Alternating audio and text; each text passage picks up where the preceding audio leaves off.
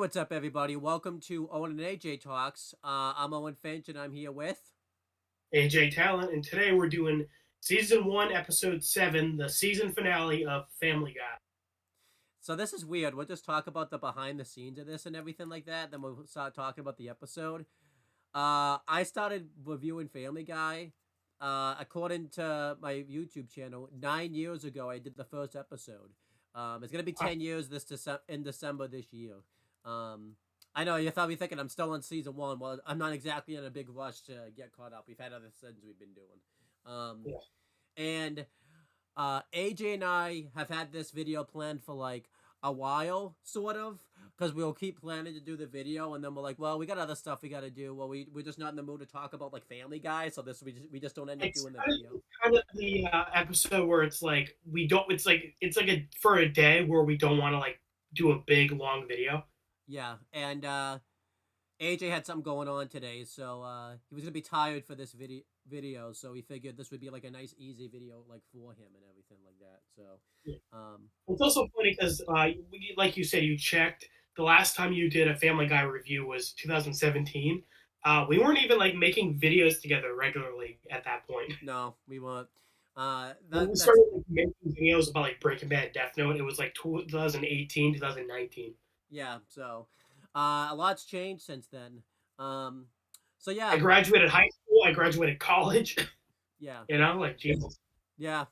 There's a pandemic that's happened since then. Uh, We, yeah, we've technically gone through like three people have been president of the United States since then. Like, uh, the Queen of England died since then. Like, so much stuff has just happened since then.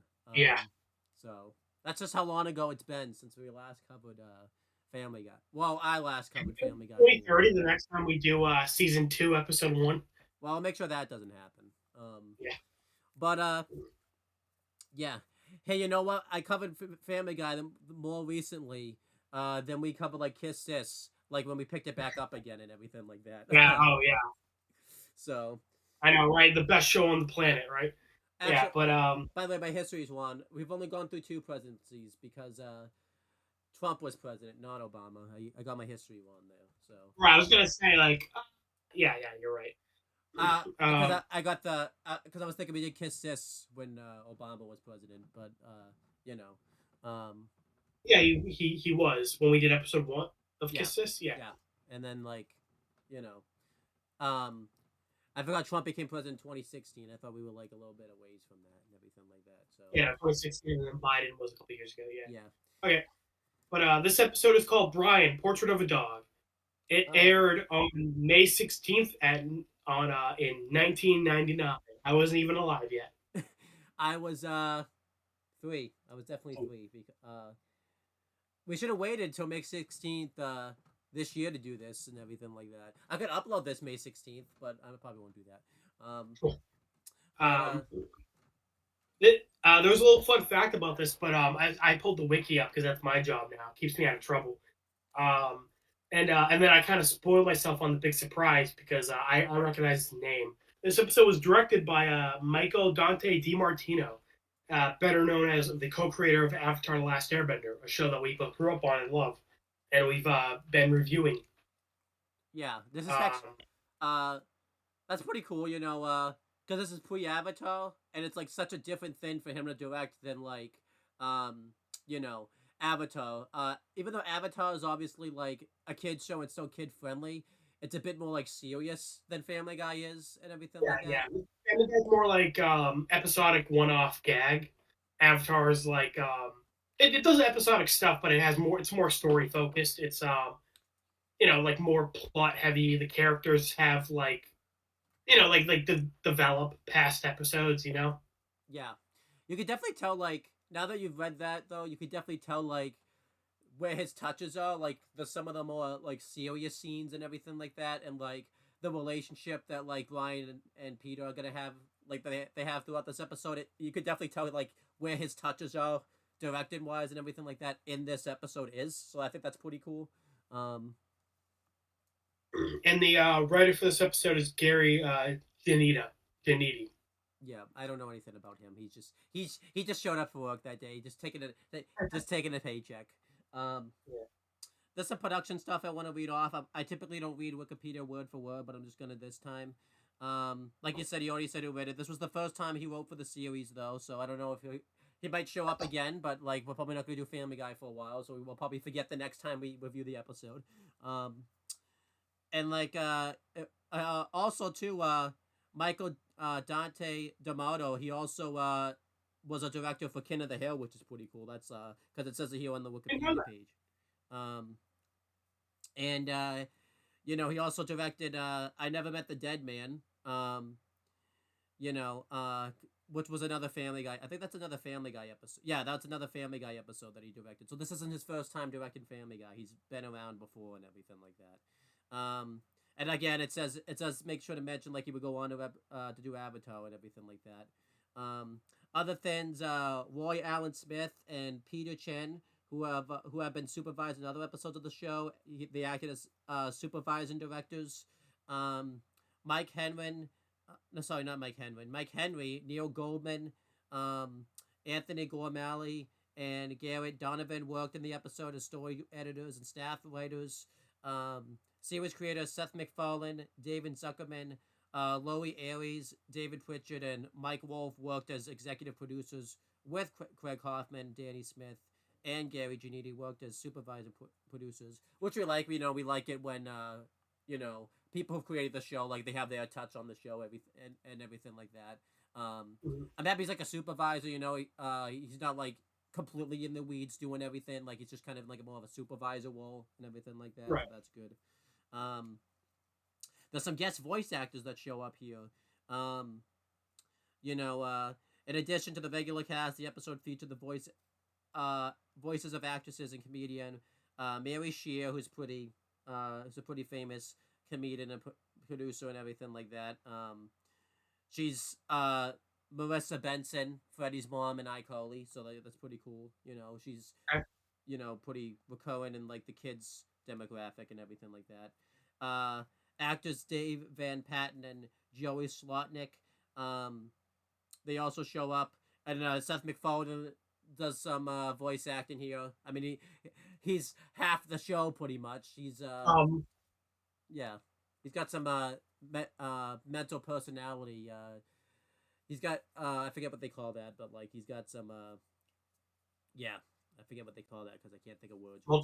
Yeah, he's got some multiple personality disorder in this episode and every episode. And in a later episode, I'm pretty sure they make a joke. Like Meg says, like, "What are we giving Seth's voice a break this week?" And like all the characters he voices just like nod. Yep. And then his sister, one of his relatives, Rachel MacFarlane, shows up. So that's pretty cool.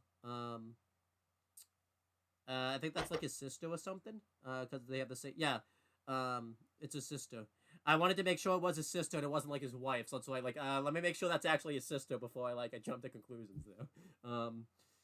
And then recurring guest voice actors include an actress, Lori Allen. She shows up. And animator Butch Hartman does like a voice acting thing here, which is pretty cool because like Butch Hartman and Seth MacFarlane like worked together like in the early days of like their careers, like early days of Butch Hartman doing stuff for like Nickelodeon, like early days of Seth MacFarlane doing stuff for Family Guy. There's actually a video that Seth MacFarlane posted like a while ago where he talked about like this person that like worked for him and everything like that just quitted him on the spot and like did a really bad job, and a lot of people are speculating that it was Seth MacFarlane because it lined up of when because even though Fairly Odd Parents had become like a full-on show until like 2001, it was like in shorts in 1997. So like a lot of people speculated that it was Seth MacFarlane that ended up being the one that left because it lined up with when Family Guy started up and everything like that. Oh, okay. Not just started up, but like it lined up of like when he became working on Family Guy like full time and everything like that. So that's kind of it hasn't been confirmed, but like everyone kind of has like been the timeline matched up with what from what Butch Hartman said and everything like that. So that's kind of funny to think that like he's like a voice actor in this episode. I think he's like the old guy in the episode. I it's really tough to tell who he is, but now that we got all that kind of out of the way, I kind of wanted to make sure we mention all that stuff because it's kind of cool. Like a lot of these big people in like the last episode of Family Guy and everything like that. Well, of season one. Yeah. Um, but yeah, let's just start talking about the episodes. Now, I do have to refer to Wikipedia a bit because there's a lot of references. Again, AJ and I, we try to keep we try to pay attention to pop culture as much as we can for the sake of these videos and everything like that. But some of the stuff is before our time because I was 3 when this aired, and like AJ said, he wasn't even born yet. So like, and this was obviously like in the adult world and everything like that. We don't really know a lot about this stuff. Um, so yeah, we're gonna make sure that like I'm gonna make sure to reference Wikipedia for some of this stuff. So let's just start talking about it. I think I got everything that I needed. So I have the code open. And I think I should mention this. This is kind of like the first time, because I feel like it's topical since because we already said the title of the episode. This is gonna be the first episode that was completely centered around Brian Griffin. You know, AJ hasn't really watched the first episode of season 1 all that much of a Family Guy, and you probably just watched this episode. You need to go watch the other episodes before this, like before we did this video and everything like that. So just to kind of give you the context and everything like that. Originally, Brian, this was always just kind of a side character in the show. They never really did like a storyline with him before, like focused on him. He was kind of like the sad character towards Peter Griffin and everything like that. So this was kind of the first time where a storyline was written about Brian Griffin and everything like that. Which, Well, it makes sense because season one's only 7 episodes. yeah, but if they ever went on a vacation, Brian would always stay behind. So Brian really hadn't had like the plot really centered around him and everything like that. And it is kind of funny to think about that too, because if you watch a lot of YouTubers and stuff, they make the comparison that Brian Griffin is just what Seth MacFarlane would be in real life because it matches up with like his political views and everything like that, and just how his personality is. And if you listen to his voice, it's just Seth MacFarlane's voice. Like, He's not like putting on a voice like he does for Peter or Stewie. Yeah. So, so it's pretty cool. So it's kind of cool. Like he saved like the the actor that like he's probably the most like to write a story around last, which is kind of pretty cool. Yeah. But obviously they do make changes to his character later on, some for good, some for bad. And because you even said like, are you sure this is it? Because this isn't the Brian Griffin that we got to know now. And I had to remind you, well, yeah, this is only season 1. So, yeah. Which, granted, I think he, in this episode, Brian's a little too much of the straight man. Yeah. Like, I think a bit later on when he has his dynamic with Stewie, and he's a bit more willing to be stupid with Peter, was like the peak of the Brian character. Yeah. But later on, when he just becomes like an obnoxious asshole like everyone else in Family Guy, then it goes downhill. So this is kind of like, for season 1, I look at it as like climbing the mountain. Like season 3, 4, 5, roughly, I'd say is like the peak. And then like when you get to like season like 10 and all that shit, it's yeah. Oh, we'll talk. We'd say we save that for the end. I'm just mentioning the Brian thing now because we can't really mention the title of this episode without kind of giving the context that this was going to be the first episode. Well, this is the season 1 finale, so I just kind of wanted to bring up like where I feel like we are like in the Family Guy like sphere. Yeah. Like this isn't the height of the show, but it's not really like the downfall either. It's kind of just like getting its momentum. Yeah. So the episode opens up pretty much the Griffins watching TV, which kind of becomes like a staple point around the Family Guy like family, and they're basically watching. I think I have the show here. I think it's 8 is Enough.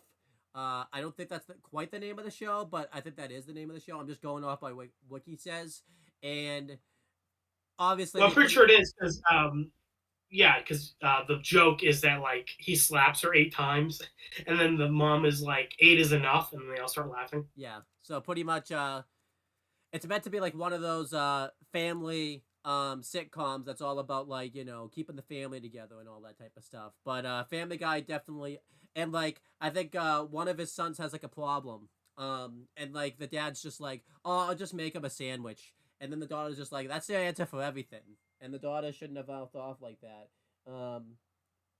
You know, because then afterwards, like you said, the father just slaps his daughter like 8 times, and at the end, everything just kind of goes back to normal. They act like it was like a normal occurrence, and you see the Griffin family just sitting there like an absolute like shock, like that's what they saw on TV. Well, because that reminds me of like in psychology class in high school, like our teacher like showed us a bunch of like commercials and TV clips from like the 50s, and that's our reaction. It's like holy fuck, you Yeah, know, like the difference in like just like in expectations and shit is like totally different. But it's also funny that like again the Family Guy family is like shocked at like this because this is like just like the kind of behavior they do later on. yeah. So, um, You yeah. became So the very thing you swore to destroy, Family Guy. yeah, we're not there yet, so I'd rather not talk about that right now. We'll talk about the at the end. But you know, decent little like code open. You know, it was a nice little funny joke that they did.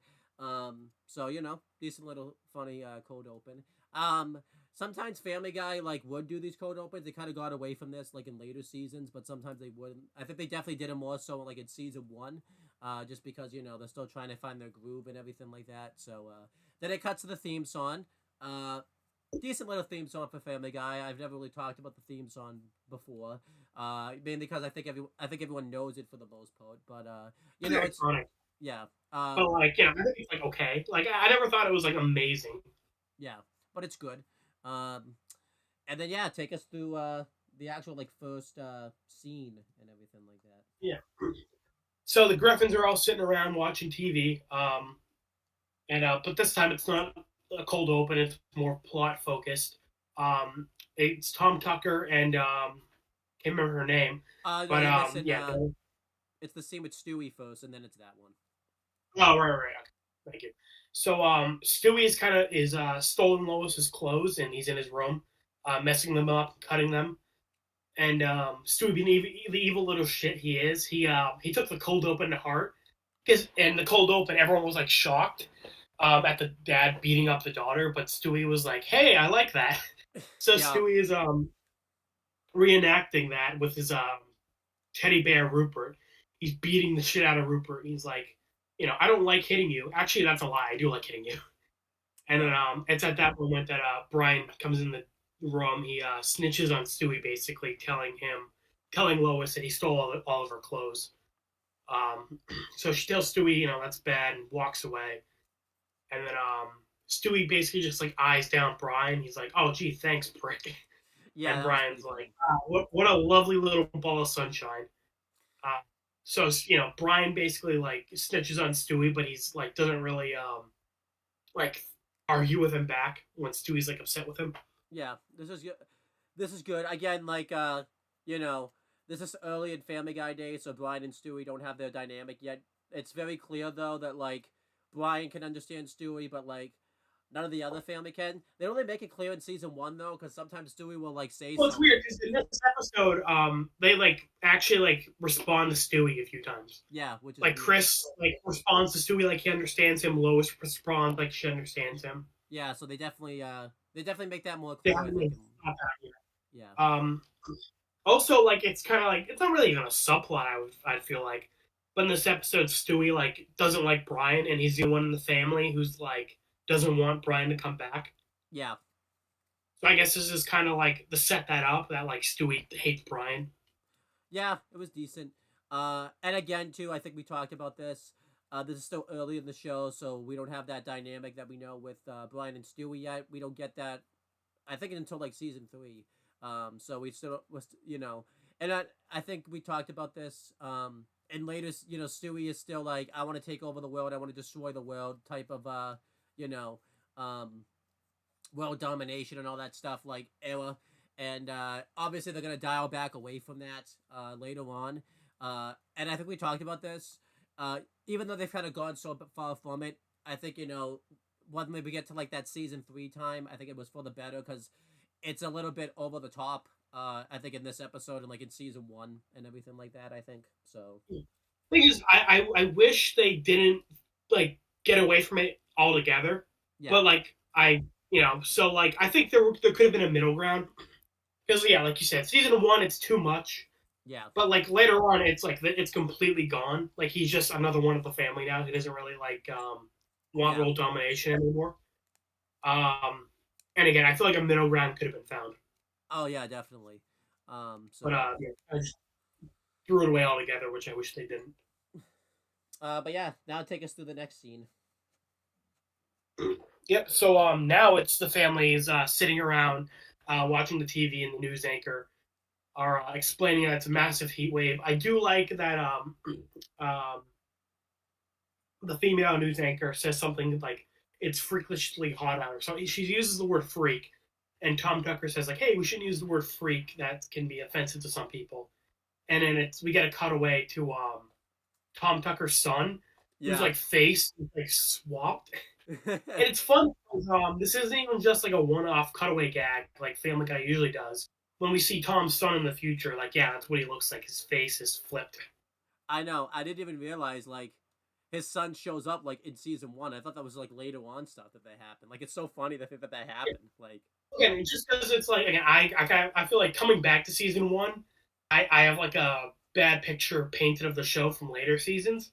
yeah, And something I always didn't like was that the cutaway gags just like never matter. yeah, But I do kind of like I like that like this cutaway gag like actually mattered. Like Tom does have a son, and yeah, his face is flipped in later episodes. yeah. It's like I can think of like 5 cutaway gags where Peter has like a long lost twin or some shit that's never brought up again. Yeah, yeah, yeah. I mean, if you go by the cutaway gags plot heavy wise, Peter's had like 50 jobs and like he's probably had like hundreds of thousands of jobs. 100 jobs, like 20 extra kids, 5 twins, like I said. So They've done like 3 different Peter Jr. jokes. yep, yep. So yeah, but that's besides the point. Yeah, yeah, but I'm just pointing out that I like this cutaway gag because they actually like reference it again later on. Yeah, it's cool. In the show, and then I also like because Tom was offended by her saying freak, and she's like, oh yeah, right, sorry about that, Tom, and then immediately uses the word freak again, and Tom like gives her a side eye. And then like I don't know if you remember like right before the newscast ends, she says it like under her breath so that way Tom doesn't like hear it, like covers her mouth and everything like that. It was really funny. Yeah. And they explain that there's a massive heat wave going on, in Quahog, and the family are complaining, oh my god, it's so hot. We wish we had a like an air conditioner, but we don't have the money for it. Also, by the way, again, coming back to season 1, I forgot their rug was originally yellow. Yeah. Also, Like too, it's just a small thing, but like later on it's blue, so it's like weird for me. oh, and Rupert's a different color in the newest season. He's orange in the newest season, but he was brown in this episode. Well, okay, I didn't notice that. Yeah. Um, yeah. So, but Peter comes home with a poster explaining that there's a dog show going on in town, and that they want to enter Brian so they can get the cash money reward to buy an air conditioner. Brian doesn't really want to do it, but the family all convinces him like, hey, because Brian considers it like demeaning. Yeah. Because he's a dog, but he talks and he acts like a normal person. So he's like, I don't want to be like putting on a show for people and like demeaning myself by acting like a normal dog. And here we get, I complained about this to Owen off camera. There's like 3 cutaway gags in like 1 minute, and I'm like, whoa, calm down, calm down. Yeah. And it's weird because most of the episode paces out the cutaway gags pretty well. Like there's not too many, not too little. But like here, they do like 3 of them like in 1 minute. Yeah, it's insane. They're like the first one is it was then Brian explaining he doesn't want to do the dog show, and then they say that Brian did a great job mimicking the 4-person quartet, and then it's like Brian singing a 4-person quartet by himself, like for the family, like when it's night out. Yeah. Which, by the way, yeah, very impressive that you can sound like 4 people singing at once. I know, yeah. It's not like there's 4 people talking at the same time, so. And then the next gag was that Peter says, like, don't worry, Brian, it'll be as easy as stealing candy from a baby. And then it just shows him, like, trying to steal candy from a baby, and the mom keeps slapping him. Yeah. And it just repeats, like, the same 2 frames over and over, which I think is, like, funny. You know that they like, actually just kept like repeating the same frame over and over. That's I think that hilarious. actually added to the bit. And then the next one was like that. Peter went on like a Jeopardy TV show and just said like diarrhea as an answer. So the cutaway gag kind of went from like really funny to like not funny at all in the span of like a 1 minute. I feel like too. It wasn't really just that, but it was like again, like you said, 3 cutaway gags that like all in the span of like a minute was like too much. I think it was like they were trying to just Right again, well, because it was also like the Brian Quartet one happened. They cut back to the present. 10 seconds pass, and then they cut to the Peter stealing the candy. I'm like, calm down. Oh, they all gotta calm down. Wait till you get to Cohen Day. Like, it's just so weird because like the rest of the episode isn't like that. It's just that 1 minute where they do 3 cutaway gags back to back to back. I'm like, whoa. But you just wait though. Cohen Day Family Guy are just like, oh, like half the episode is cutaway gags, like you told me. Yeah. Yeah. So I remember when I stopped watching Family Guy, it was getting ridiculous. Yeah. So yeah, decent little opening there. Then it's you know. Yeah, like I said, I don't like that minute of just cutaway gags, but you know, this did a good job setting up the plot. Like, you know, Brian, you know, they want to, you know, it makes sense. Pretty minor problem. It's hot. They want to get an AC. Yeah. The solution is enter Brian into a dog show. He doesn't want to do the dog show. I think what's good about this too is like a later season of Family Guy, they get to like the main plot in like such a weird way. Like this was a pretty logical way to get to it. They need to get an air conditioner. Yeah. But anyhow, so then yeah, Peter and Brian are going through like their training session. And I think they just do one trick where Peter tells Brian to sit, and Brian just grabs like a chair and sits, and you know, Lois is trying to like be sensitive towards Brian, being like, you know, this is a lot for Brian training wise, because he's got to demean himself and everything like that. So she tells Peter to like take it easy on him and everything like that. And then you see like you know, Brian in the bathroom next, and he's like getting ready for the dog show and everything like that. He's got his collar off and everything like that. And then I do like the joke where he's like using a blow dryer because he just got out of the shower, and he like does the dog thing where he's like nipping at the air. Yeah. And Lois comes in and she basically talks about how like appreciative that she is to Brian and how much like he matters to the family, and talks about like how Peter appreciates it and everything like that. It was a really sweet scene, and she gives him like a collar, and for Brian to wear like toward the dog show and everything like that. It was really good. Now I won't say too much because I don't know what you do and don't know about Lois and Brian, but if you kind of watch later episodes, especially like season 3 and everything like that, there's like a thing that you know about Brian towards Lois and everything like that. So this kind of like, you know, is like, yep, you can kind of see what happens here. That's the thing. I knew about Brian like having feelings for Lois in later seasons, but here like it just felt like they're good friends. You know, like it felt like platonic. You know, which I was like, oh, I kind of like that. Yeah. Where they're like close family and friends. You know. And then oh, I was gonna say though, you know, I get why Brian doesn't like the dog show. Like again, like you said, he finds it demeaning. But I feel like we should have got more of like him training, because Lois telling him like, he's been trying so hard feels weird because we only got one scene of him training, and it was him like half-assing it, like not wanting to do it. Yeah, I feel like we could have cut something from the episode, like maybe one of the cutaway gags or something like that, like the one that was in the span of a minute or something like that, or you know, just redo the scene with Brian like training where like he was like, you know, giving an effort. Yeah. Then like Peter like takes it too far, and then he's like, okay, come on, man, I'm not doing that. Yeah. But yeah, again, like Lois saying he's been trying so hard when from what it looks like he really hasn't been. Yeah. Feels a little weird. But then they go to the dog show, and I really like this because every dog there acts like what a normal dog would act like, and I really like that they had that difference there. Because Brian's the only one that's like acts like a human and everything like that, so Brian's not feeling comfortable about it. So I think that really, you know, I feel like that really made Brian's feelings about this even more better and everything like that, more genuine and everything like that. It's funny because this is like I do like that Brian is like the only talking dog. I They do a couple jokes like that in later seasons. I know there's one where Brian is like, "Hey, I was born here. Do you remember me?" And he was like, "You got to be more specific." And he's like, "I'm the one who could talk." Yeah. Um, in Dragon Ball, they have like talking animals as people, and like it's treated as normal.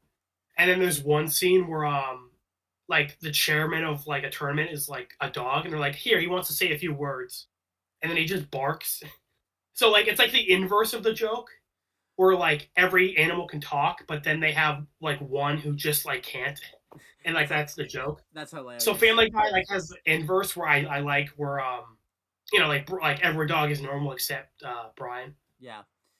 Um, and then you know, um, they do a funny thing where they set up a cutaway gag where you know, because Peter's like worried that Brian's not gonna take this seriously, so he just basically wishes he could just give him like some pills to basically relax him and everything like that. And Lois is just like, um, you know, you want to give Brian drugs?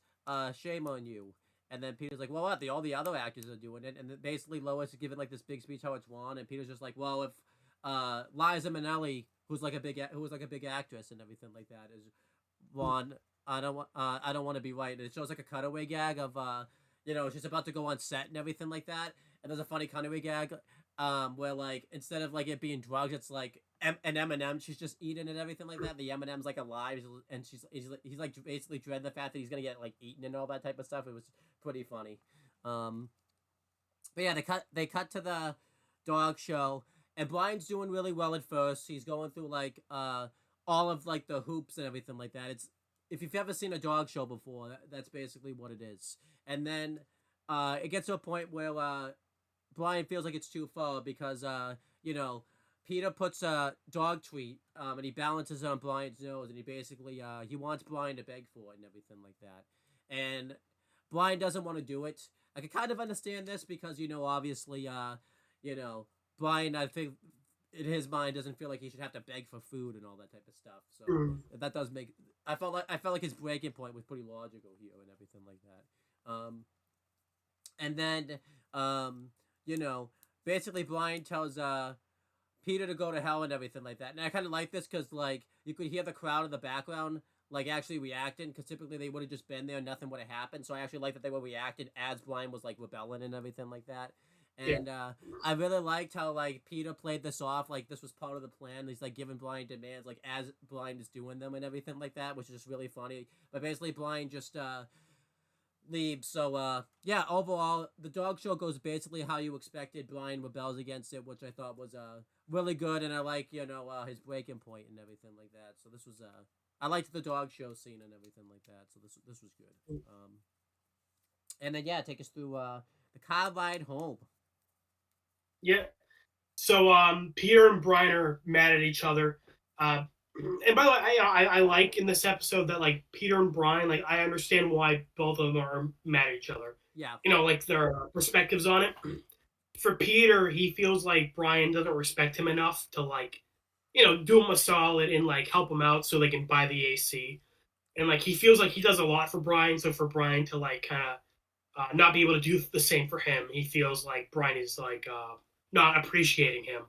And Brian at the same time feels this is demeaning, and that if Peter respected him, he wouldn't ask him to basically make a clown of himself in front of everyone. Which again, I feel like is both makes sense for both of them, and they're both being like stubborn on this. I agree. Like I feel like neither of them are being like overtly jerks, Yeah, because that changes later on too. Yeah, but in this episode, I'm like, yeah, I understand why both Brian and Peter feel this way, and they both just kind of like took it too far and being stubborn. Yeah. But yeah, like I said, Brian and Peter are basically bickering in the car, and Lois is trying to diffuse the situation. There's a pretty funny cutaway gag because Lois is like, "Can't we have a nice car ride like we always do?" And Chris is like, "Well, what about that one time Dad hit that deer?" Yeah. And then like literally hit like a deer couple like in a car, and Peter like doesn't want to give the guy his insurance information. Oh, the deer. That's what I just said. Peter doesn't want to give the deer his insurance information. No, you said the guy. Sorry, Peter. I was making a joke. Oh yeah. but the deer is like being like Peter's like, oh, it's just a scratch. Like, come on, we don't really need to get insurance involved, do we? And the deer is like, the deer's trying his best to be polite, but he's like trying to like insist, like, nope, nope. I would feel better if I get your information. Yeah. Um, Something I noticed from this scene too in the car. There's a reason I think Well, they never it's had. also funny because sorry to interrupt you, but it's kind of like the same thing as we were just talking about, where Brian's like the only normal, like only like human like dog in town, and every Yeah. other dog acts like a dog. And so I think that having a joke where like a deer is like driving like a normal person is like funny, Yeah. because Something it's like in that. this episode where that's like a plot point. Yeah. Um, but yeah, what I think was funny about this is all the families in the car, and there's a reason, by the way. I think they never really they have to get two cars later on because you can see Chris is like in the trunk of the car when like Yeah, when everybody else is like, I like how like of all people, Chris was the one that got booted to the trunk, like, and not like Brian and all that type of stuff. Like, yeah, the biggest one, yeah. it was pretty funny. Funny because last time I was with you, we all had to squeeze into a car, and our little cousin got the boot to the very back. Yeah, but that made sense because, but like Chris was the one that got that boot to the freaking back. That's all I'm saying. I'm like, yeah, like you said, it's funny. Like the biggest guy besides Peter is stuck in the back. Yeah, Yeah. But anyhow, yeah, continue talking about this awkward car ride. yeah. So basically, Peter and Brian are still just arguing with each other. Brian says, "All right, enough is enough." He pulls over, gets out of the car, and storms off. And then Stewie, continuing to hate Brian, he's like, "Oh no, so sad. Is the doggy going away? Quick, back up!" Like he wants Peter to run over Brian. Yeah. I thought it was pretty funny. But as Brian's just kind of walking around town, it's late at night. A cop pulls him over, and you can definitely tell like where the analogy they're doing. Like Brian's treated like like a discriminated minority, a second class citizen. Pretty clear what they're doing here with like the social commentary. Yeah. Um, the cop pulls him over. And, he's calling him boy. It's like, oh geez, I wonder what they're implying there. Yeah. Uh, and saying that Brian doesn't have his leash on, or like he doesn't have his papers or something, and because Brian's wearing like a new collar, he's like, oh crap, like I left my like documents in my old collar, I guess. Yeah. Um, and then the cop tells Brian to get on the ground, and he returns Brian to the Peter Griffin family home, and it's gives Peter a $10 fine because Brian was walking around without a leash. And like you said, this I feel like a little bit better about this because, like you said, this is the first episode focusing on Brian, but it's so weird because previous episodes and future episodes never like do this again, where dogs are like second class citizens. Yeah. Yeah. I agree. Everyone in town in this episode fucking hates Brian, like absolutely hates him, and it's so weird because no other episode really does that. Yeah, it's wild. Um, and then I liked how Brian threw because Brian and Peter were still arguing, and I like the clap back that Brian gave Peter when he's just like, because Brian was just like, he's the law, because Peter was like, he's the law outside this house. You have to respect the law inside this house, and Brian was just like, yeah, big man can't even afford to buy an air conditioner for your film. Like that was a really good clap back by Brian right there. I thought that was really good. Yeah, that was a good comeback. Yeah. So then the next day, I do like Peter's response is like, wow, he's being such a bitch. Yeah. Get it? Because bitches are female dogs. Yeah, I also take the joke because obviously Peter's acting the same way and he doesn't see it and all that. Right, yeah, I think the joke is also Peter's being a bitch about it too. Yeah, but yeah, the next morning, Lois is making Brian's favorite breakfast, which is cinnamon buns. And they do a funny bit where like she's using the roller to roll the cinnamon buns, and like the person on the label of the cinnamon buns is like alive, and like he's trying to like be all happy and everything like that. Lois just crushes him with the roller and everything like that. It was really funny. Yeah, he's like, I love you, and then she's like crushes him, and he's like, wait, what are you doing, you crazy bitch? I thought that was probably the funniest joke in the episode. Yeah, it was a good one. I like it because it was like just kind of like random and like not really acknowledged. Like it was just kind of like there. Yeah. So Brian like walks in, and during this whole breakfast, Peter and Brian are taking like jabs at each other. Where like Brian's reading the newspaper and he says, "Oh look, there's my own is being like an entitled prick and not respecting me and all that type of stuff." And like Peter will ask for breakfast or something, and he says, "Can I have like some my friend show me a little respect?" So they're basically taking jabs at each other and everything like Yeah. that. And Like they're both being stubborn, but like again, like I said earlier, like I understand their points. Like they're both looking at it from like different points of view. Brian feels like Peter doesn't respect him. Peter feels like Brian doesn't respect him. So it's more of a miscommunication than anything. But yeah, they're both just being stubborn assholes about it. we have a really good scene here, like during this argument, Peter reminds Brian like where he was before Peter took him in and everything like that, and we get like a really cool flashback slash cutaway um, of this is obviously in the past. Um, it doesn't say how long this was because it seems like it's relatively like a couple years because Brian's like the same height and everything like that, and then he's got like still like a deep voice, and it looks like Peter's like roughly like Yeah, I not was the gonna same. say, this makes me wonder how long ago this was, because yeah, like Brian and Peter still seem like roughly the same age. Yeah. But they don't really go into detail about it. Again, because Family Guy's an episodic show, and they've probably knowing Family Guy, they probably changed how Peter and Brian met like 50 times. 100%, because like in later episodes, they say like they got Brian when he was a puppy. Yeah. So, um, but anyhow, I'm gonna go with this story for the context of this. So we see like basically Brian is like scrapping for money. He's got like a sign that says that like we'll walk for food or something like that. And when Peter stops, he like cleans his window and like windshield and everything like that. And you know Brian gives him the price, and Peter just says, "Oh, I don't have any money," and all that type of stuff. And Brian's just like, "Oh, okay, no charge." And Brian and Peter like feels bad for Brian basically that like he's basically struggling. So he basically offers for him to come over for like dinner and all that type of stuff. She mentions like that Lois makes like a killer. I think it's like a meatloaf or something like that, And basically Brian obviously goes with him, and that's where we are at now. It's just pretty cool, obviously, like to see Peter like compliment his wife outside of the house and everything like that. Because in later seasons, he's always like putting down his wife and everything like that, like especially her cooking. So like it's kind of cool, like Peter's actually like talking. And also, Lois is just like really likable in this episode. Like she's doing her best to kind of mediate and like get Brian and Peter to make up. Yeah, that doesn't happen nowadays. It's like yeah. But I like that we got like the backstory of like between like Brian and like Peter and how Brian and Peter met, like what Brian was like before then.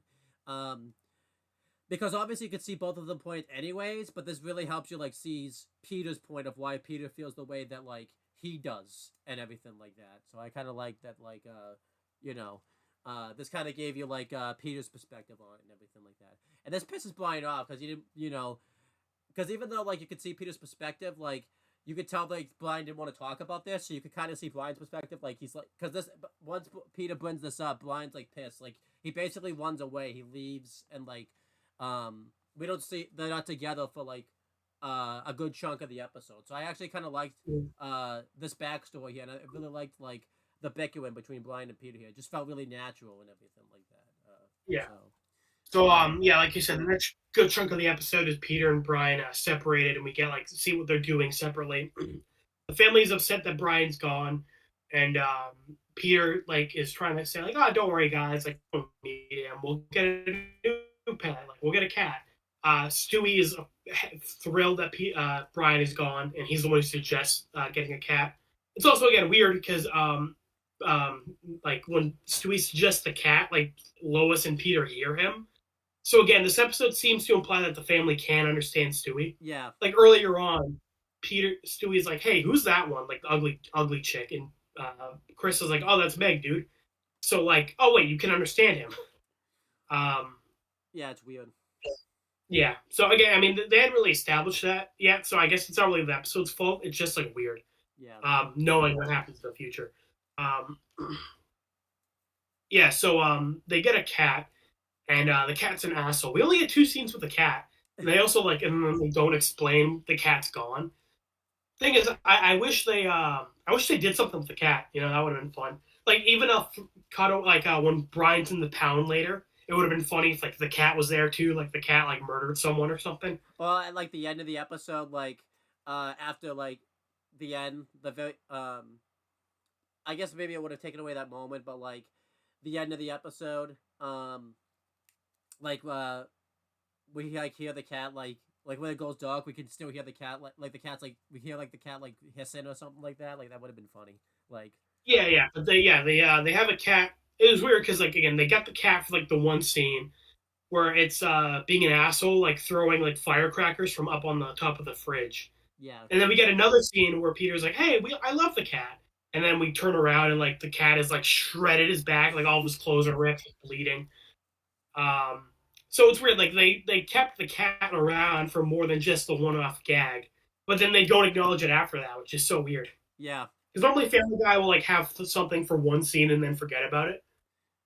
But here they kept around for more than one scene, but then dropped it after that, which yeah. is We like weird. never heard of the cat again. They could have done something like where just Peter just left the cat on like the side of the road or something like that, or like just threw the cat out the window Yeah. or If something you like would have that. done something more like a joke where they like ditched the cat somewhere. Yeah, Um, or like I said, it would have been funny if Brian's at the pound and like the cat got arrested or something and thrown in the pound too. yeah, that would have been funny. Uh, um, yeah, and while this is happening, Brian is out in the town. He goes into a store and tries to buy something, and then the owner says no dogs allowed, and he like threatens to pull a gun out on Brian. So Brian backs off. Then later on, Brian's in a park and goes to the water fountain and drinks from it. And like this is what I mean. Everyone in town is weirdly an asshole in this Yeah, episode.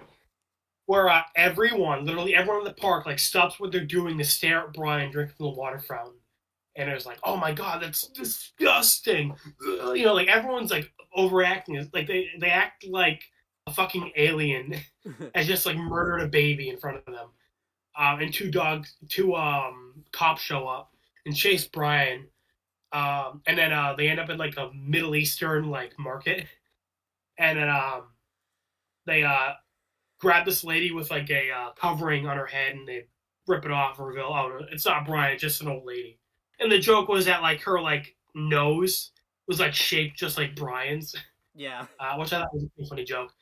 And then we cut away to Brian. He was like hiding in a basket. I think this was supposed to be an Indiana Jones joke. I'm not sure because like similar thing happened to Indiana Jones, okay, where like they're being chased in like a Middle Eastern market and like they hide in like a basket. yeah, I'm not sure, you know, like maybe it's just coincidence, but like that was the vibe I got from this. yeah. It's also And a really obviously, the joke is that like they're like in Quahog, and then all of yeah. a sudden they're in a middle. You know, that's like the joke. I was about to say that. Um, Yeah, yeah. And then you know Brian's in the basket, and then a woman pops out from the basket next to him. And this was something I didn't get because again I wasn't even alive at this time, so this is definitely like the episode showing its age, where yeah. Brian is like, what was her name again? So I forget the name, and it doesn't say it on the wiki or anything like that. But this was an actress that had quit acting, like do it in between the time the episode came out and everything like that. And you know she basically disappeared off the face of the earth. So the whole joke here was like, oh, so this is where you've been all this time. So that was kind of the joke there, that this was an actress Right, that yeah. quit So like, acting. she quit acting and was hiding in this basket, I guess. Yeah, Um, then next scene with Brian is him in a bus station trying to sleep on some newspapers on a bench. The guy, like you know, the station manager, I don't know, someone who works there, is basically like, hey, you gotta like dogs gotta sleep outside. I feel like it's not even like a dog thing. I feel like humans also aren't allowed to sleep inside the bus station, but yeah, whatever. Um, and then Brian tries to be like, "Oh, hey, my blind guy is taking a shit." You know, like he's trying to say like I'm a see an eye dog. support dog.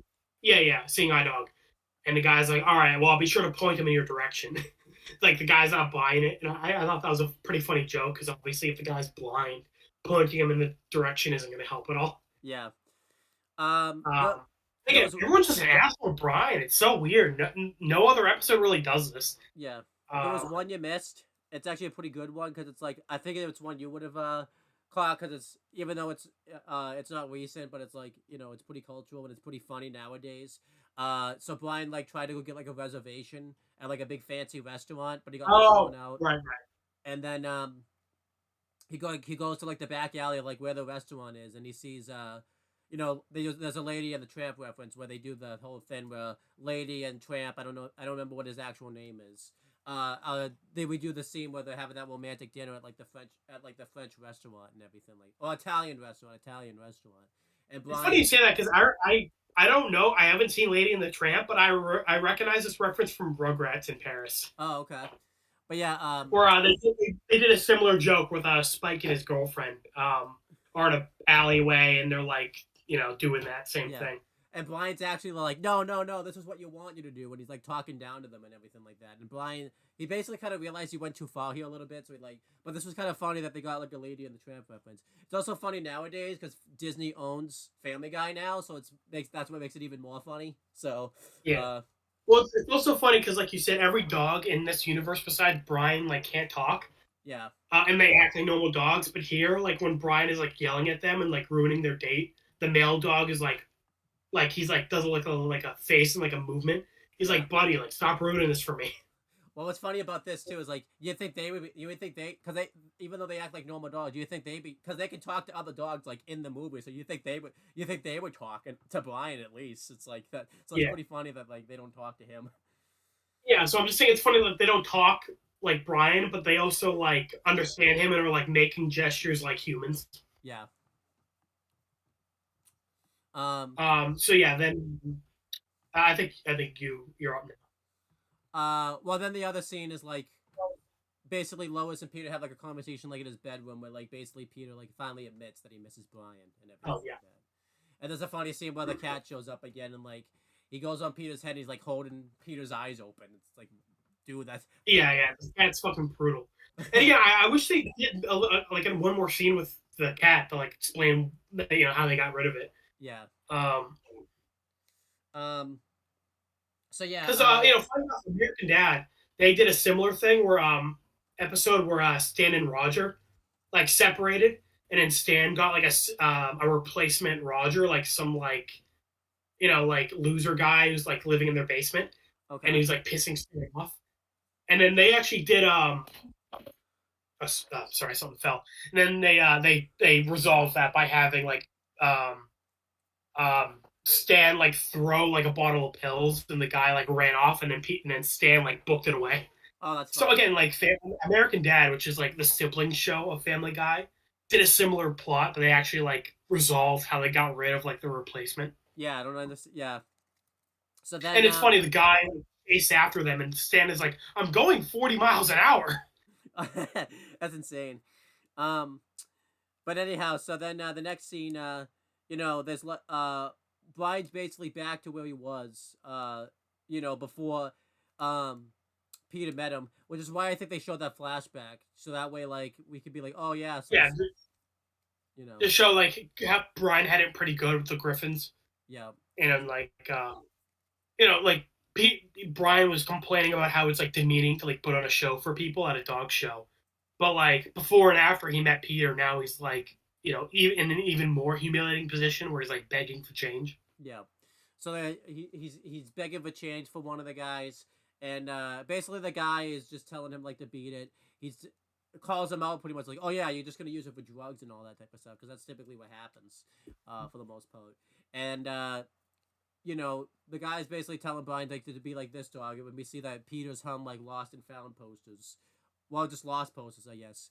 Um, of Brian, and it's really funny because the guy like thinks this is somebody else, but it's actually Brian. So Brian's like, yeah, this is me, and the guy doesn't believe him, which is pretty funny. Um, so that might have been like I think you can kind of see what that's reference in there, but I won't touch that. But and if you don't get it, AJ, I'll just tell you off camera. I'm not touching it. So Okay, because I was about to say I don't get it, but sure. I'm not touching it. So on camera. Okay, So all right. so yeah, Brian is basically starts acting like a wild animal and basically starts like grabbing people's pants and like biting them and everything like that. He's basically acting rabid, and this was cool because then like Peter sees Brian and he's like in the middle of a sentence telling Brian that he's gonna bring him home, and then he gets arrested like mid sentence, like Peter was like crossing the street, Like like Peter was like crossing the street to go like grab Brian, and then the cops like show up in the middle and arrest Brian. Yeah.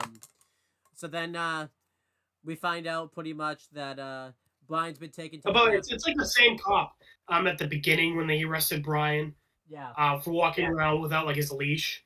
The same cop arrests him here, and he shows up again at the very end, which was good. And I like that it wasn't because we already met him by this point, knew he was a cop. I like that it wasn't Joe Swanson, because it's always weird because they'll do a scene with Joe if that's someone like new at time, like he doesn't know them and all that type of stuff. So I'm glad that it was like a different person. It wasn't like him. So yeah. That was good. Because later Family Guy like does that and everything like that. So, but then but we find out that Brian's been taken to the pound, and they do a running gag. I'll just talk about it now, where we see like this French bulldog who's like this big tough dog who's like gonna basically maul Brian, and Brian obviously tries at first, get him to trick him and like have him look at a different position so that way he can low blow him. But we That find was funny because Brian was like, "Look, a defenseless baby," and the dog like turned around because like the joke is that like a dog like that will like rip apart a baby. Yeah, and when Brian and then Brian like, yeah, you can explain that. Brian like goes to kick him below the belt pretty much. Well, or in between the legs, since the dogs don't wear pants. And we find out that the dog's been neutered, so he doesn't feel anything from that. So the dog still goes to attack Brian, and like right before he can leap at him, one of the social workers comes in and basically opens the door like right when he lunges at him. So like Brian basically gets saved from this. And they do a thing later on where you see like Lois and Brian talking, and we see this dog like talking to like his girlfriend. It's implied they're in like prison. For them they are in prison, so that's what's kind of funny because that's what. Yeah, this is like dog prison. Yeah. Well, also I like the background characters in this episode. Like again, I like how the cop. It's the same cop throughout the episode. I like how this like worker at the pound is like supportive of Brian throughout his trial. Yeah. And I like this like dog, who's supposed to be like the prison tough guy. Well, it's okay. I like the recurring characters in this episode, like the recurring background characters. I agree. The one background characters who are just being assholes for no reason suck. Yeah. So it's like a weird 50-50. It's basically Danny's bullies from Poindexter's thing all over again, where they all just suck. Yeah. Being shitty towards Danny. For like no reason. Yeah. So then we find out basically that Brian's gonna get like euthanized pretty much. So we find out that like Lois revealed during their prison call that like Peter got Brian like a court case pretty much to get it like annulled and everything, to get not annulled but to get it rejected and everything like that, which is pretty cool. That like even though this was behind the scenes, it was pretty cool that like Peter was like fighting for Brian and everything like that to like. Yeah, I like how Brian is like says thank you, and Lois is like, "Don't worry about it. We're a family. It's what we do for each other." Yeah, I wish we could have got like. Even though Peter has like a speech later on, which like makes them fully make up. At this point, they're pretty much good. Like they're not really fighting anymore. Yeah, I wish we could have gotten like maybe a scene where like Peter was. Well, we did get a scene because like they do a scene later on where like Peter has like Brian, like they do a cutaway gag where Peter writes a letter to like some famous actor or like TV star to like help Brian, and it was like a funny gag. But I wish we could have like a genuine scene where like Peter had these conversations and everything like that, which would have been nice. Yeah. I think. Well, I think that already happened because, like you said, Peter put in an appeal, and then once they said Brian's gonna get euthanized, Peter was like, "Don't worry, I'll do the best thing. I'll like use all my resources or something to get you out of this." Yeah. And then he's like, "Dear famous person, I'll give you this paperclip, a rubber band, and something else." And then like the guy actually like reads the letter, puts it together, and he like makes it into a slingshot, but then it like fucks up and like hits him in the eye. That was hilarious, actually. Yeah. And also, it makes sense because again, Peter couldn't afford an air conditioner in this episode. So when he's like, "Don't worry, I'll use all my money and resources to get you out of this." Yeah. And then he's like, "Paperclip and rubber band." So I'm like, yeah, it makes sense. It fits with how this episode started. Yeah. Which doesn't typically happen. So. Yeah. And then they do this good montage of like Brian getting his case together and everything like that, which was like pretty good. And they had some funny scenes in there and everything like that, so that was good. And then yeah, take us through the court case. It's not very long, but it's a court case. Yeah. So Brian goes into the court case. Like I said, the like worker at the pound wishes him good luck. So yeah, I like that. Like she was supporting him throughout this and being nice to him. Um, and Brian like thanks her. Her name was Felicia, I believe. Um, and Brian starts giving his speech, explaining that like dog is a man's best friend, and every dog has its day. And like he's trying to he tries to cite like a previous court case, and like he's doing a pretty good job explaining himself. He's like well articulated, and then the like judge on the board is like, "Why the fuck are we listening to a dog?" Yeah. Again, dog racism in this episode. Everyone like Brian's just like minding his own damn business, and everyone's like, "Fuck you! I hate you for breathing."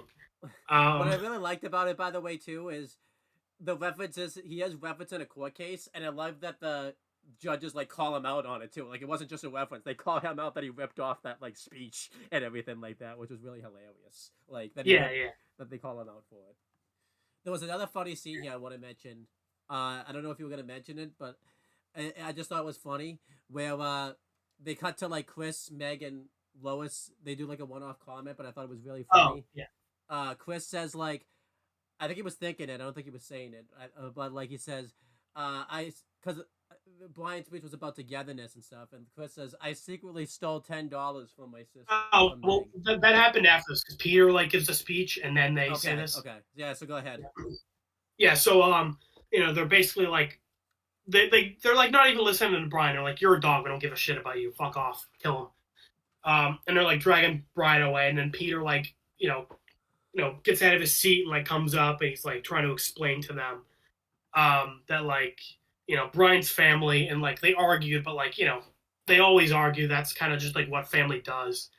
And I like how he starts listing off all the things that piss him off about Brian.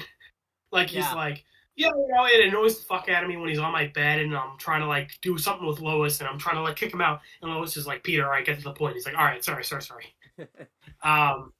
Like basically Peter was like just kept listing all the things about Brian that pissed him off, and Lois had to be like, all right, come on, make a point. And basically, yeah, I like Peter here. He's owning up to his fault in the argument. Again, I like how like kind of already basically stopped arguing by this point. Yeah. But this was them fully squashing it. And because like Peter said, like their family, they argue, but like when they need each other, they're like there for each other. I think it was good because it shows like even though like you said they were butting heads, it showed like when Brian needed him most, Peter was like there for him, even though they weren't like seeing eye to eye too and everything like that. Right. And again, like I think their argument was fair. Like Peter wasn't looking at it like Brian feels disrespected. He felt like he's asking Brian a favor and he does a lot for Brian, and he feels like Brian isn't going to the lengths for him that he goes for Brian. Yeah. So like I don't even really blame Peter in this episode, but at the same time, like I also get Brian's perspective. Yeah. This is a good way to do an argument between two characters without making them like assholes. Brian like forgives Peter in this, and then but basically the judges are like, we don't really give a shit.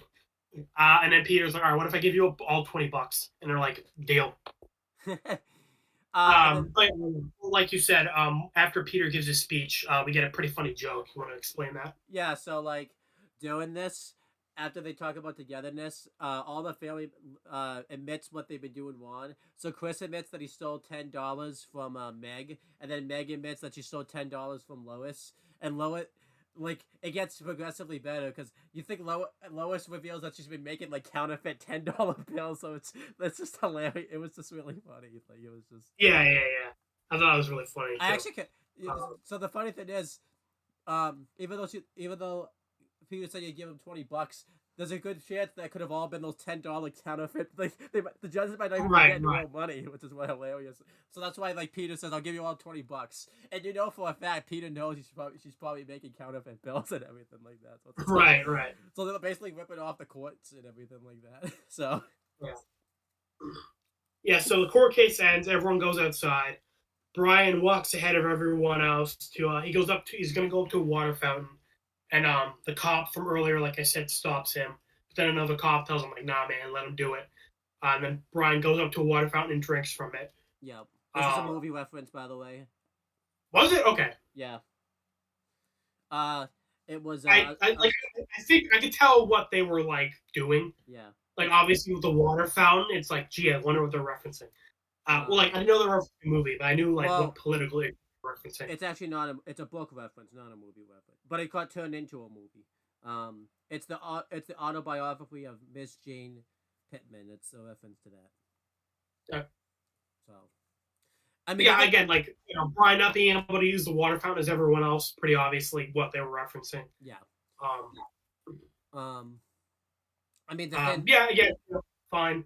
Yeah, Um, I guess the scene makes more sense now that I know it's a reference because I was like that felt a little out of nowhere. yeah, but it's a movie. It's a reference. Yeah, so I'm like, okay, that makes more sense. You could tell when things are referenced because, like I said, there'll be things out of nowhere.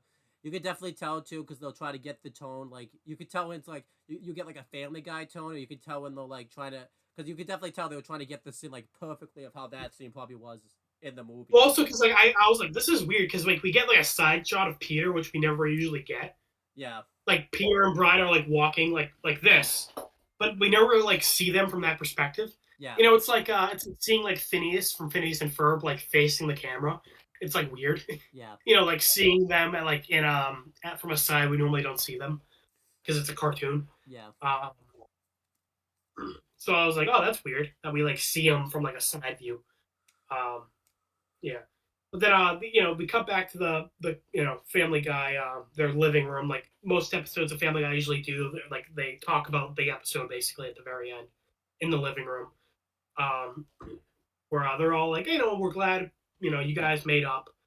Um, Stewie kind of like runs off and he like gives Brian like a little nod and then runs off again, kind of like it's him saying, "I'm happy you're back."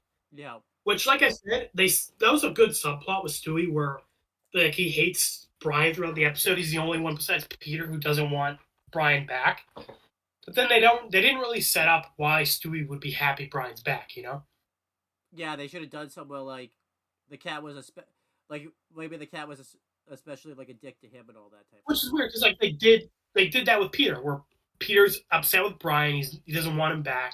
Then the cat's an asshole to Peter, and Peter eventually admits like, yeah, I do miss Brian. Yeah, They didn't do that with Stewie though, which is so weird. yeah, But yeah. But then everyone leaves and Brian gives Peter a lick on the face and he's like, "Don't tell anyone I ever did that." And I like how Peter didn't say anything back. He just smiled. Like I thought they were gonna have Peter like say a quip or something, but no, Peter just like smiled and the episode ended. yeah. I'm like that. That was really Yeah, but that good was friendship moment. yeah. And that was the episode. Um, I think I think it's solid. Um, it's a good Brian story. I think it's like a good first story for like Brian and everything like that. Mhm. Um, so I would give it like a solid B. Um, you know, I go ahead. Yeah, finish what you're saying. But yeah, I think you get some funny jokes in here. Um, for the most part, the cutaway gags that they do make sense. The only one that isn't good is like the one that takes the few that takes place at the span of a minute. Um, I like all the characters here. I like Peter and Brian's disagreements. I like the stuff they do with like Brian going to court and everything like that. The Stewie subplot, from what it is, isn't really much of a subplot. I kind of wish we got more with it. Um, it does kind of suck the court case doesn't last too long because by the time they get there, there's like 5 minutes of the episode left. I kind of wish they continued that a little bit, but you know, um, but Yeah, I was overall, gonna say like the dog show and the court case could have all been like half an episode. yeah, They're only like 2 minutes each. um, Like but the yeah, main bulk of the episode was Brian and Peter separated, which is good. But like I was gonna say, I feel like the episode kind of like swerves a bit too much. yeah, Like it starts off about like the heat wave and the dog part and the dog show. yeah, Then kind of randomly on the news, they're like, oh, hey, by the way, heat wave's over. We don't need the AC anymore. yeah, Peter and Brian are like arguing. They separate. Then the court case happens. yeah, I feel like the plot just kind of like is all over the place a little bit. Like the main focus is like Brian and Peter's relationship, but like in terms of like the actual like I'm saying the dog show, they're fighting, they're separated, the court show. Yeah, they It kind could. of just like all over the place. I feel like it could have been a bit more like streamlined. Yeah, definitely. Um, I still give it like a solid B. Decent end to the season too, because it definitely feels like now all the characters have had a story centered around them and everything like that. So now we kind of know all the characters. So that's why like I think this episode was like a wise choice to end the season because everybody now has like a some type of character now. If everyone's had a story centered around them and all that type of stuff, which is good. So I get a solid ending to the season and everything like that. Yeah. I was actually gonna say, in terms of season finales, I think it's a little weak. Like you said, I'm glad everyone in the season had like an episode to shine. But in terms of like a season finale, I feel like I don't know, it's not super strong. I give it a C plus. Okay, I like it, but it's I don't think it's like amazing or anything. there you go. Solid C plus. I don't regret watching it, but it's serviceable. I will say a better season finale. I think flop this episode with because a couple episodes before this is when we meet Joe Swanson because that's an episode. So Yeah, like that would have that, been good. yeah, because you meet a new character and everything like that in that episode. So. Yeah, he becomes like a big recurring main cast member. Yeah. But then again, how could they have known that like he was gonna become a big recurring cast member? Because like again, it's only season one, so we can't. He's a one, yeah, they don't know, but still, um, I would still give it a C plus. Again, I like it, but Yeah. not like amazing or anything. Um. So yeah, that's pretty much it. We were gonna save the stuff with like how the family is back then versus now, but we've been kind of talking about it throughout the episode, so there's really no need to do it Yeah, now. So, yeah, uh, yeah, that's pretty much it, guys. That's the whole video. Don't know when we're gonna do another Family Guy episode. Um, Definitely at some point we're gonna tier list season one. I think just because AJ wasn't there for like the rest of the season, so I think that way he could kind of give his thoughts. So that way he can like jump yeah. into season two if he wants to do that. Um, but is there anything you want to plug or promote? You actually have stuff to plug No, or promote. Oh, you don't want to? Okay. So, yeah, I'll do it when I actually upload something. okay. Uh, just check out Less Than Fortune 44. AJ is gonna be showing up there. We did a video together where we're gonna play through WWE 2K24 GM mode where we drafted our wrestlers and everything like that. And AJ's gonna be trying to book his own wrestling show. So a person who's never watched wrestling before is gonna try to book his own show and beat the people that watch Right, wrestling. right. So watch me be a total newbie at it. Yeah. Um, Watch if you I feel like you don't want to come in first. I think your goal is your short term goal just to come in like third or something like that. That's probably like your short term. Like you just Yeah, yeah. I don't really have a short term. I'm expecting to be in the last. okay. I'm hoping I don't go bankrupt in the first like half. Let's go with that. Well, you're gonna see in the episode. I'll just tell you this now. I was doing really well. I had like $1 million in my budget. I signed like one more wrestler and it went under $1 million. I was like, oh, that wasn't a good Yeah, choice. I have the most budget still, but I also have the least amount of wrestlers. Yeah, so you have to probably sign some people. Yeah. We'll see. Well, I'm really like one off from everyone else, and I have the most money left. I think. Yeah, so we'll see what happens. Um, Yeah. but yeah, that's pretty much it, guys. And also check out. We're gonna try to do a video. I know we keep saying that, and then we never do it, but we're actually gonna try to at least sit down and record a video every day this week. We have videos planned. They're not long videos, so that could change depending on AJ's work schedule. I'll just say that right now. So but that's pretty much it, guys. And since this is being recorded in the past, we will talk to you guys in the future.